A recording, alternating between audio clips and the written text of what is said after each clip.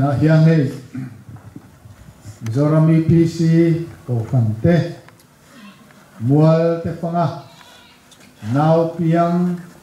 lali so Krista de ke malo piang lomin pakla te sa in kun kan mang ania lai muna hian pathian thu toi te po kan ngai tha nga in sai thiam tu pa te po na sat ta ka na kha khin meli lalin sangi zai turin lai muna po kan be sei bokanga chu lai ko na thom dang pathian phang na la te mai ka ao thom te lo om san ania tin hun rei tak kan mang don wa hian kan zai nga kan kal le anga mual kholai te kan phang le anga chu ti ang chuan hun kan mang don ani poni se zai rong bo tu te kan ko ma in pathian chu toi han ngai kha ta ila zo nei sai le khabu bung kwa chang ruka lali so lo piang lok tu lo piang tu rahi zo nei isai na lo sai lo ka hetiangin asaya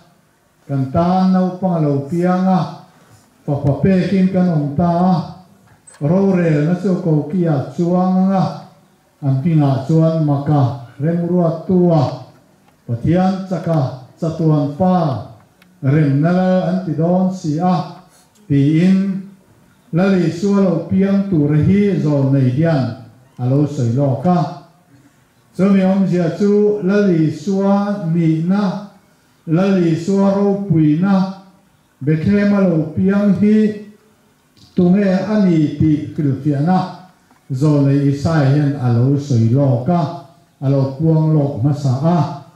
ama saberin ro re na chu ako kia chuang nang ti ani a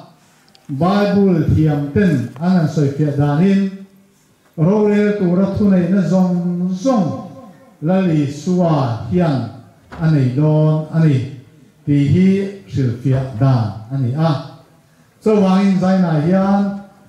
nau sen bethem lo piang I suwa hi le wa na ro re na zong zong nei tu ani ti hi kanan puang chuak wa ten chansin thama thai je bung som ni le pariat kan chiar ko in lali suwa kha athia phumi na ma athore awana lon donin azipir te ne na le wana thu nei na zong song ka ne na pe ani to ichuan nam tin na mi te ne na kal ula pa le thara kiarin minga chon baptis ula thu ka pe ka piang chau pom turin zipir u ti in alo sei ta a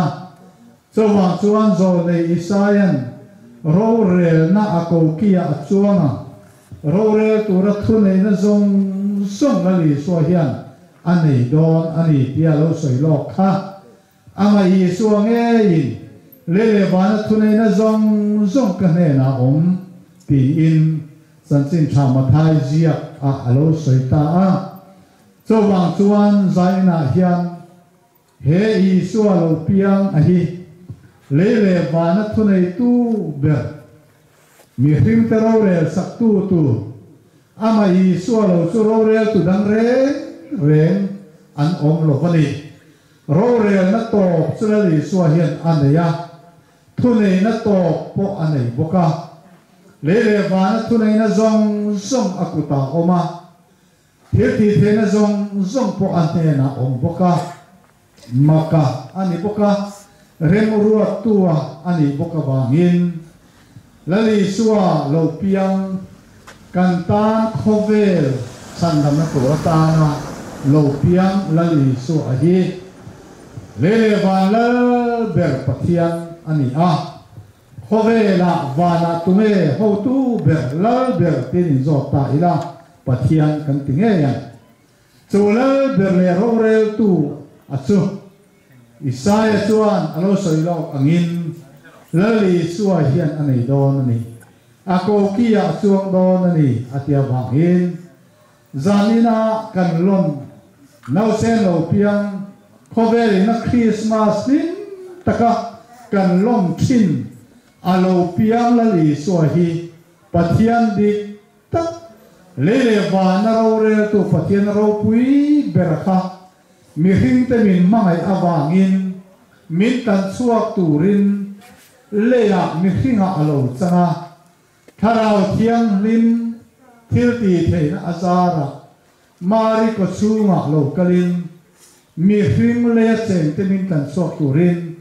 mangai na wangin mi hinga alo changa chu mangai na awanga min zon chuana kal kong chu mi abul chan na mi hing te nga lo pian na chu khovel mi hing ta lele van tan a lu ema aro pui ema mi in tui lo ka ta sela tui ta chu tui thiam in asar dong chuan tuya nge azuk lu ta limong ami ani phe chuan azuk lilu a azuk char chok angin khovel thiam lo chang khovel so na kha ta kha lalpa mi ni na nei to reng lo te khan satuan na nun kan nei le thei nan thiam chang kan ni le thei nan le le van la ber pathian kha khovel a lo kalin mi hring te a lo kalin mi hring a lo changin be the he ma arom piang ta a chu hon chu chan dam na ro pui tak mai kan chan na tu ra khovel lom na na alo kal na ania wangin kan loma kan lima kan zaya kan lom chan ber ero chu kan chian poi mo thi ani Christmas kan man chan te ko kan chian poi mo thi ani le le van lal ber pathian kha mi hring te min chan nam tura mi hringa alo kal na hi khovel lom na alo kal ania wangin fak lo thei kan ni lo wa choi mo lo thei kan ni bok lo wa cho wang chuan zai na hian ama fakin ama choi mo in tua te fangin muala te tiang hian zan hun kan mang ani ti kha kan an soi ma sa ani pathian na tu man rin som sak ro se tuna chuan zai turin una mo remeli la din sangi pathian pakna la sa turin i lo som u sai lal pai so ni pokno mi ro se san tlang ko mi puite kan ni to te ka sia a lali swa lo pian na tur kan hwala chung changa te chandam tu ani zia te I kan han ngai tha theya I chandam tu lo pian mai thi tok lo wa chandam kan om te hi angai ve a chandam kan om the na tur thu te kan han ngai tha te kha ro pin ka sia a man choi ngai lo wa khatia ang te kan te kha a lok thak nei ka sia a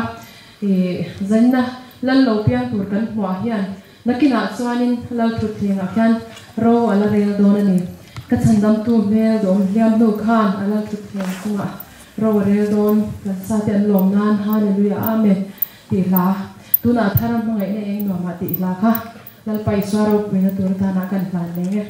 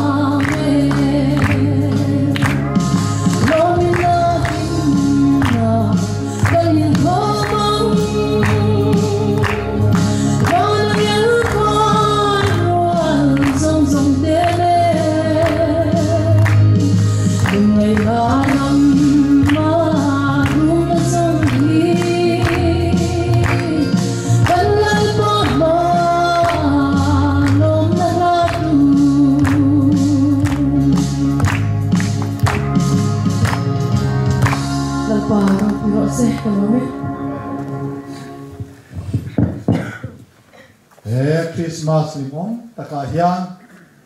santang khotang chung tin ten hena rem na lo ten khar le sela lim le lom taka nau piang si bai bu ka Christmas mang turin zorami pi si ko fan chuan chung tin hena du sakna kan hlan at sa u patini mal song se amen.